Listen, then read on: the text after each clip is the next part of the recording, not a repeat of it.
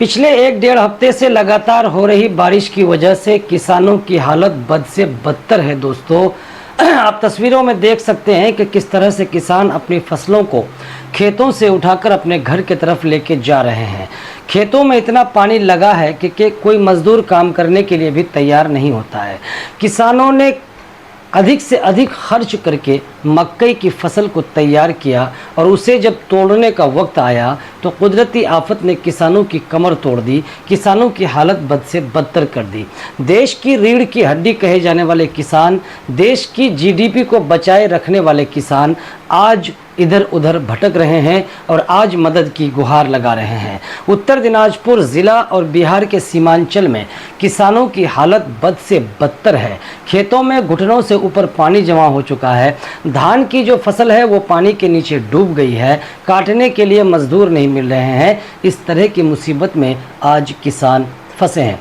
लेकिन सबसे बड़ी जो बात है कि चुनावी मंचों से जो नेता लोग ये कह रहे थे 2022 तक किसानों की आय दुगनी हो जाएगी, अब यही सरकारी अमला कह रहा है कि 75% अगर आपका नुकसान हुआ है तो सरकार मुआवजे के बारे में सोच सकती है। तो अब ज़रा बताइए कि 75% नुकसान होने के बाद क्या मुआवजा दे सकते हैं आप?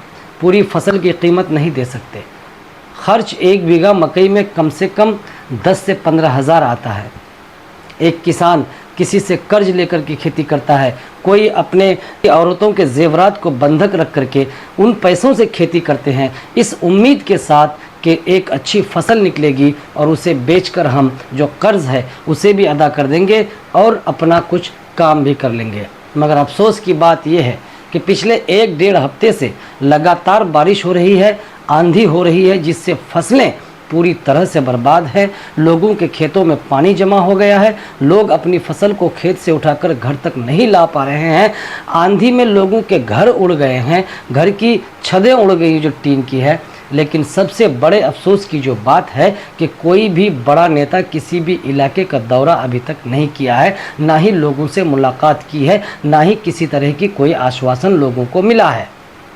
लेकिन जब वोट का समय आएगा, जब चुनाव का समय आएगा तो यही नेता गली गली घूमेंगे, डगर डगर घूमेंगे, रात के 12-12 बजे तक गांवों में जा करके मीटिंग करेंगे। दिनाजपुर और सीमांचल ये दोनों इलाका ऐसा है जहां पर किसान लोग रहते हैं। खेती ही इस इलाके की सबसे बड़ी आय की एक व्यवस्था है।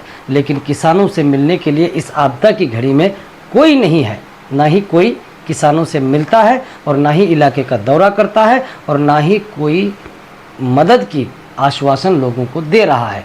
तो इस हालत में आज के किसान हैं, बद से बदतर हालत है दोस्तों किसानों की। आप लोग अगर किसान हैं तो आप लोग बखूबी जानते हैं। इस वीडियो को ज़्यादा से ज़्यादा शेयर करें अगर आप किसानों के हक में हैं और अपनी आवाज़ को बुलंद करें ताकि सरकार मजबूर हो कि जो किसान क्षतिग्रस्त हुए हैं, जिनकी फसलें बर्बाद हुई है, सरकार उनको मुआवजा दे।